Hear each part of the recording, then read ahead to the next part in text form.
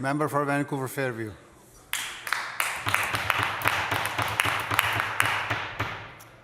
Thank you, Mr. Speaker, and it's an honor and a responsibility for me to rise and join with my colleagues to speak against this piece of legislation. And it has been fascinating, Mr. Speaker, to listen to the many claims from members of the government, including the Education Minister just recently, from members of the government caucus talk about how important this piece of legislation is and how it's dedicated to enhancing and protecting agriculture. And you know, a few things have occurred to me as I've listened to the debate. Different thoughts and themes have run through my mind. And one of the expressions that came to mind repeatedly to me as I was listening to the Education Minister is a phrase that's often used as a bit of a joke, the phrase about people who act rashly is ready, fire, aim.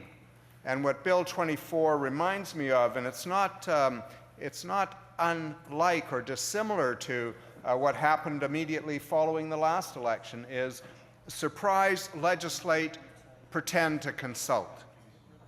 Honorable Speaker, first of all, let me say that if this piece of legislation was so critical, if action as exemplified in this bill was so important to the protection of our ability to feed ourselves, our ability to protect agricultural land in British Columbia, then I have to ask myself, in fact, I would scratch my head and ask myself, why did the government not hold consultations prior to the last election?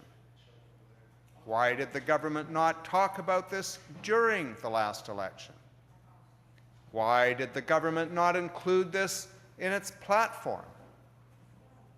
Honorable Speaker, if something is so critical to the future of an industry in British Columbia, and so critical to the people of British Columbia, and so critical to our ability to feed ourselves, one would think it would have been on the government's radar screen prior to a mere year ago, and one would think if it was so important and on the government's radar screen that they would have enough respect for the voters of this province to talk about it.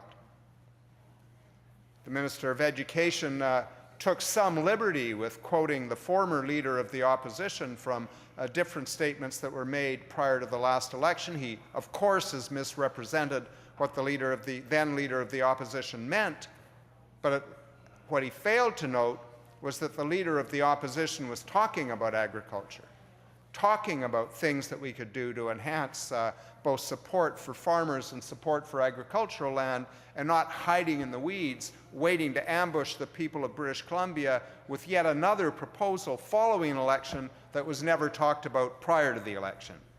Apparently, members of this government think that all of the fallout from their introduction of the HST following 2009 has just evaporated into the ether, and now it's okay to just sandbag British Columbians with something that is engendering widespread opposition among citizens, among communities, among people who are involved in the agriculture industry, among farmers, among farming associations, with complete disregard for science and complete disregard for what we should know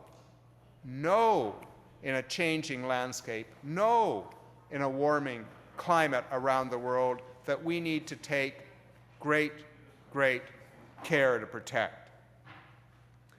Honorable Speaker, I also thought, as I've listened to the debate on this bill, and I've thought about this bill, about what does core review actually mean? We watched the government bring in a core review process after it was elected in 2001, and the points that were made to me then in talking to senior deputy ministers in the government, and in fact to ministers in the government of the day, was that the core review was about what should government be doing?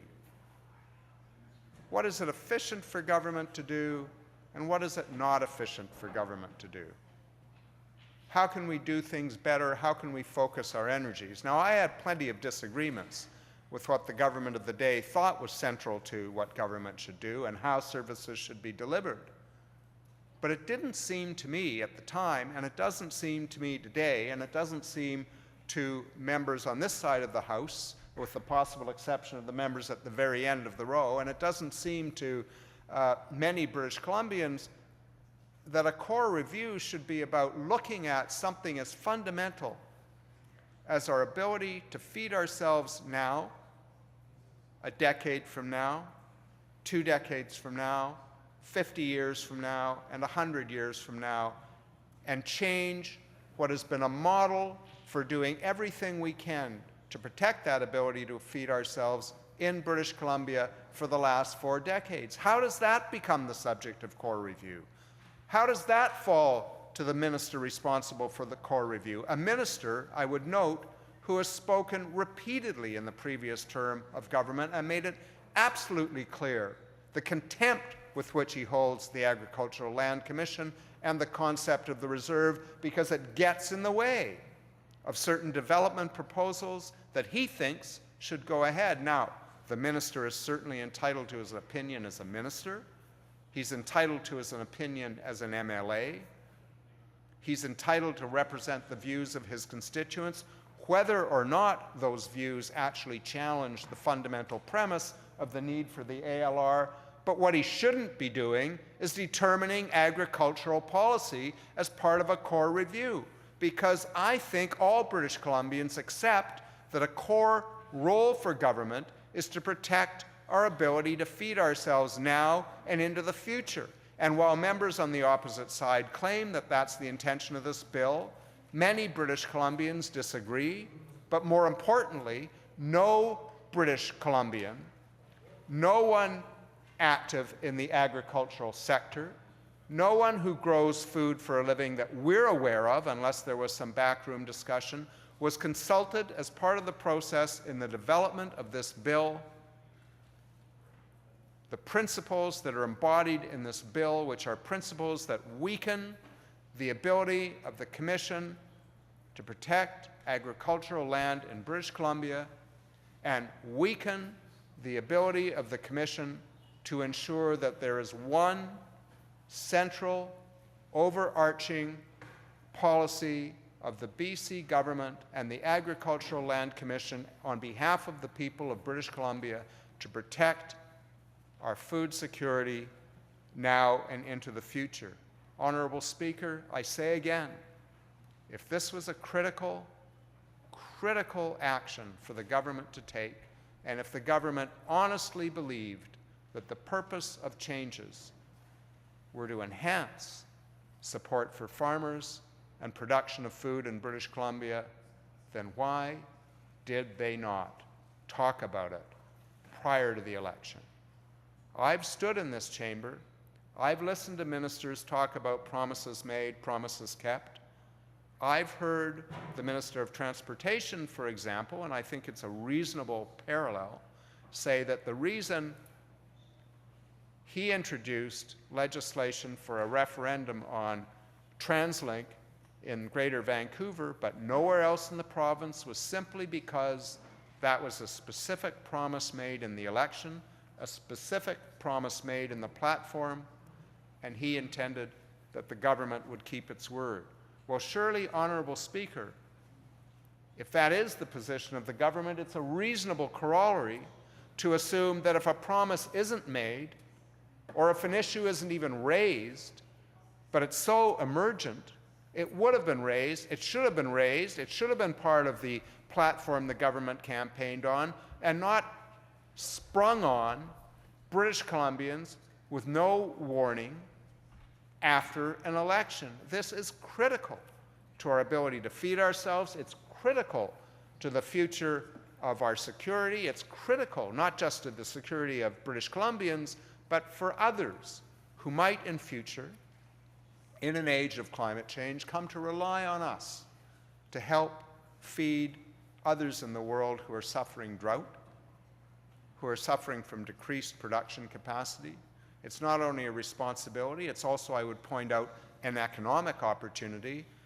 This government claims it's about economic opportunities, but apparently it's about economic opportunism and short-sighted decisions that don't hold the value that we need to think long-term, both about our security, our ability to feed ourselves, and what the economy of the future looks like. That, Honorable Speaker, is the kind of short-sightedness that creates long-term problems for our children and for our grandchildren. So, Honourable Speaker, if it was this important, it should have been in the platform. And the corollary is, if the government doesn't make a promise and doesn't even mention an issue, then legislation of such import as this should only be sprung on British Columbians if something is emergent, if something unforeseen happened. And frankly, Honourable Speaker, as I'll say a little later in my remarks, the only things that have emerged recently that perhaps were unforeseen, or at least the critical nature of them have been unforeseen, are recent reports that indicate that the effects of climate change are escalating more rapidly than previously thought, droughts are occurring more frequently than previously thought, and that will have a significant and severe impact on food production. That's what is emergent. That's what is new, and that is precisely what this government with this bill is disregarding, and disregarding dangerously. Honourable Speaker, the minister responsible for the core review, notwithstanding the fact that I believe he should have had nothing to do with agricultural legislation, and this agricultural legislation has nothing to do with a core review of government, whether or not we think core reviews are useful things to undertake. This is not the kind of legislation that should have fallen to the minister responsible for the core review. But notwithstanding that, the minister responsible admitted in this chamber that consultation should have happened, and it didn't. He said, Honourable Speaker, mea culpa. Mea culpa, Honourable Speaker, doesn't begin to address the nature of the apology that the minister and the government should be making to the people of British Columbia for a failure to consult on something so fundamental to our future. It doesn't begin to address the failure to consult the agricultural community, farmers,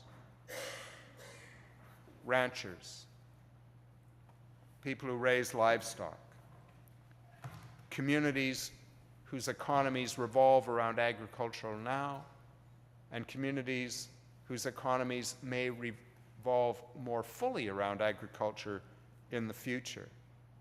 A proper response would not be to stand in this House and say, I made a mistake, mea culpa, I apologize, I shouldn't have done it. A proper response, Honourable Speaker, would be to say, you know what? That's a very good point. We haven't consulted, and we're going to hold back on this legislation. We're going to put it on hold because what's the rush? What's really the rush? We should gather more scientific evidence, but we should talk to British Columbians. We should assess the views of British Columbians. We should assess the views of the agricultural community. We should allow full input into such a critical decision, the results of which could permanently remove important agricultural land from production in the future. And if the result of that consultation is that we were on the wrong track, then we simply won't proceed. Honourable Speaker, that kind of statement would have had meaning. Mea culpa. I'm sorry. I didn't mean it. I forgot to talk to British Columbians. Gee, we forgot to mention it in the election campaign. Shucks, we forgot to put it in the platform. But we're going to plow ahead anyway. Honourable Speaker, that simply isn't good enough. It's not good enough for British Columbians. It's not good enough for the agricultural community. It's not good enough for people who need to feed themselves now and in the future. But most importantly, it's disrespectful and wrong to put our children and our grandchildren in such a dangerous position at a time that we all know is fraught with environmental challenges and environmental change, the scale of which we're only beginning to comprehend. Honourable Speaker, when we were taking the Easter break, I sponsored a forum in my constituency, a forum on local food security and the agricultural land reserve. We put it together fairly quickly. We didn't have a lot of time, but I thought we're back in the community. It's time, it's a good opportunity to consult. We know Bill 24 is coming forward, so we quickly put out the word as best we could, and we held the forum in the Little Mountain Neighborhood House. We had a couple of people who for the last couple of decades each have been working on local food policy in Greater Vancouver, have been working to connect farmers with city people, to create connections that have resulted in the proliferation of farmers market, the understanding of food and food security issues among urban people, and also help to provide support for those people who make a living farming. I was pleased that we had a fairly large turnout, given the circumstance, given the short notice. The turnout was, I think, close to 50 people. The conversation was going on for a couple of hours. There was great interest. But what also pleased me, Honourable Speaker, was the range of people in the room from all age groups. We had seniors, we had people of middle age, we had a lot of young people. A lot of young people who are concerned about what the future will look like for them. What the future will look like for them, not just because of the impacts of all sorts on the environment, on the planet, on other parts of the planet from climate change, but also because they're concerned about food security into the future. We also had one farmer, one young farmer, a young man who's started by creating urban farming plots in some of the arable areas on the fringes of Vancouver, and who would like to go into larger scale farming. He gave a very informative presentation to the people in the room. He talked about the challenges. He talked about the excitement of growing food and actually being able to produce and provide to people. And he also talked about the challenges that people of his generation faced in wondering if it would ever be possible for him to have access to a large enough piece of farmland in order to do what he's always wanted to do, which is to grow food and provide it to people. There was a lot of discussion about what this bill meant at that forum. There was a lot of concern about what this bill meant, and there was a lot of anger. There was anger at the lack of consultation. There was anger at the speed at which this bill was being rammed down their throat. There was anger that it had never been mentioned, and there was worry, deep worry among the people in the room about what the end result of this bill would mean. People were upset that they saw considerable opposition from people in the agricultural community, from people who raise cattle, from the Agricultural Council, and I've heard members opposite say that the Agricultural Council has said that they support this bill, that the only problem they have is that it should be one zone with the rules of Zone 2 applying to everyone. And Honourable Speaker, I believe that is simply not true.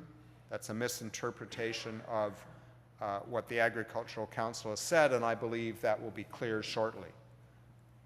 But what is clear is there wasn't consultation. It wasn't just that there wasn't adequate consultation, there wasn't consultation.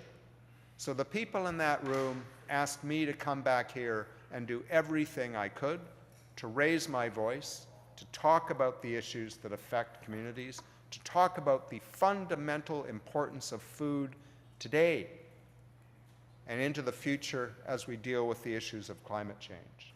Honourable Speaker, they asked me to work in this chamber and with them outside the chamber to do everything we could to bring pressure to bear on the people responsible for this legislation to not proceed. Because, Honourable Speaker, the application of this legislation is not benign in their view. It's fine for members opposite to say, what's the problem here?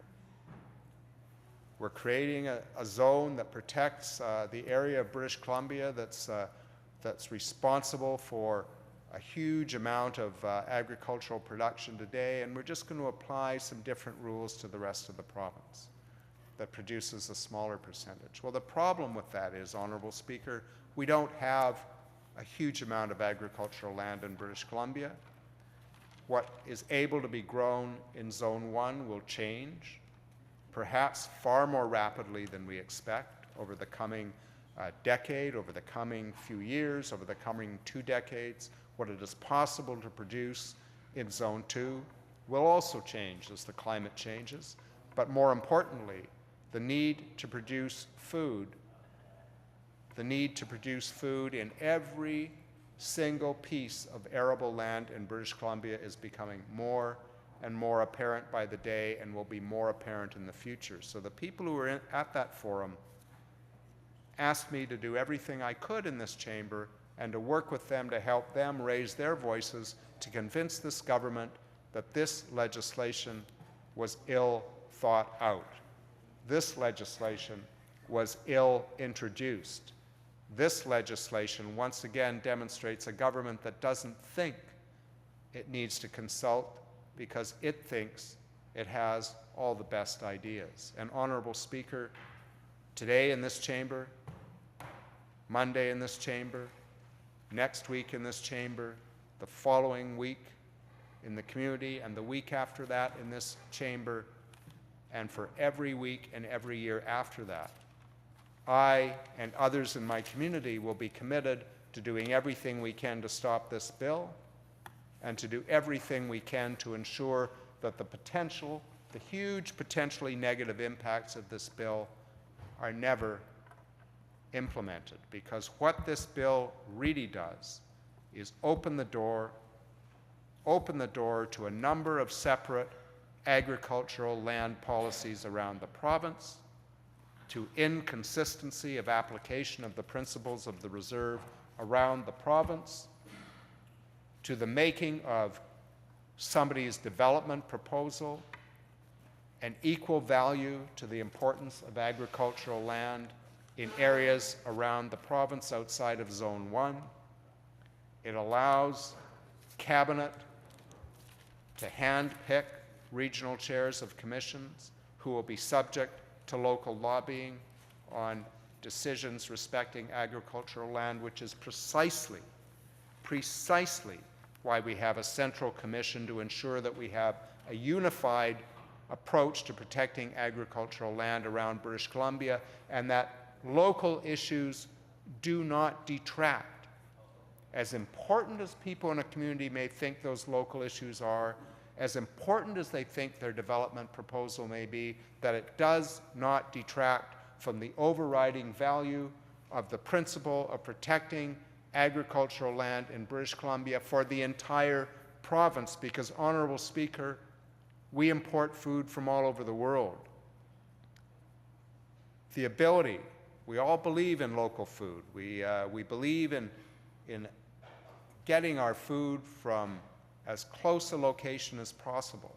But we also know that we have been for many decades dependent for many, many items on food importation from other regions of the world, particularly California. And we know, Honorable Speaker, that that will not go on forever, and in fact, it is under threat today. There are huge droughts in California today. The state of California is telling growers today that they can no longer supply them with water beyond what they can find on their own land, and they cannot find enough. That means two things, Honorable Speaker. That means that crops will fail. It means that some crops will never be planted, and those crops that are available will rise in price hugely. So even assuming that they will be available to British Columbians, they will be beyond the reach of many, many, many families, particularly the further north we go. Honorable Speaker, we have a responsibility to plan for the future. And the time to plan for the future and to protect agricultural land for the future is now. Because if we take actions now to respond to ideas that may in the short term seem like a good economic proposal in a particular region of the province, because yesterday we didn't have any problem buying food in the supermarket, tomorrow when we do have a problem, Honorable Speaker, that land will no longer be available to take care of the needs. And that day will be sooner and closer than most of us think. Honorable Speaker, let me read a portion of a letter that was sent to the Minister of Agriculture. This is from a resident of Boundary, Similkameen. And Honorable Speaker, the person writes, I am writing to you about Bill 24. My wife and children and I moved to a farm in southern BC near Rock Creek in August of 2013 after selling our ranch in Alberta. We chose to buy in BC because of the province's long history of protecting its farmland, cherishing its farmers, and being a friendly marketplace for direct marketers like us. Now, just 8 months after calling this beautiful province home, the government is looking to pass legislation that will open up ALR land to further development options. To call this advantageous for landowners is ridiculous, unless you are wanting to sell your land and cash in. This, however, only serves to drive up already inflated land prices, making it harder for existing farmers to expand. Coming from Alberta, and working off-farm as a pipeline consultant for companies like Enbridge has given me an enlightening perspective from all sides of this debate over the years. Farming is a lifestyle, but it is also a business, and the small farm culture in BC is one of the most resilient I have ever seen. People here make it work no matter what, with good management, good business planning, and good marketing. They do not need relaxed development laws so that they may slap up some cabins to help with cash flow. They do not need legislation to make it easier to subdivide and sell off chunks, which only weakens our food system by taking more land out of agricultural production. What they need in legislation is exactly what we already have in the ALR, a system that regulates development on agriculturally productive land, protects it, and assists farmers in doing what they do best, ensuring our province and our nation have a safe, healthy food supply regardless of world economies, climate catastrophes, and political posturing disguised as trade deals. I intend to raise my family and my food for the betterment of my community, my province, and my country. Honorable Speaker, it's important to listen to the sentiments expressed in that letter and the commitment of people who choose to farm for a living and who are committed to protecting farmland. Yes, Honorable Speaker, it is true that some people who have been in the farming industry for many years are ready to move on. It is true that young people are having trouble finding access to farmland so they too can be farmers. But the answer to that, Honorable Speaker, is not to make farmland subject to ad hoc development decisions, which we've seen enough of under this government in the last few years. It's not to introduce a piece of legislation that creates a patchwork of agricultural land protection policy around the province, Honorable Speaker. It is to find different ways to help existing farmers to transition and help new and prospective farmers to be able to afford to grow food, to have access to farmland, and to provide food for us and for future generations, especially with regard to the threats of climate change that we all know are coming. Honorable Speaker, half an hour goes quickly. I had intended to read some items from the BC Ministry of Agriculture's own Climate Action Plan 2010 to 13. Let me simply read one small piece. As a land-based industry, agriculture is particularly vulnerable to climatic changes. A broad strategic approach increases the tools available to agricultural producers to anticipate and manage change. Honorable Speaker, the way to proceed in the face of climate change that faces us all, the way to proceed, Honorable Speaker, in the face of the challenges facing people in the farming community and those who wish to be part of the farming community is to have a broad consultation, to look at a full range of the tools that are available to assist farmers and protect farmland, but it is not to bring in a bill like Bill 24 with no consultation, ram it down the throats of British Columbians, and put in place a system that fundamentally attacks the character of the reserve we've had for 4 decades. That is just wrong, and that is why I will be opposing this bill along with my colleagues. Thank you very much. Thank you, member.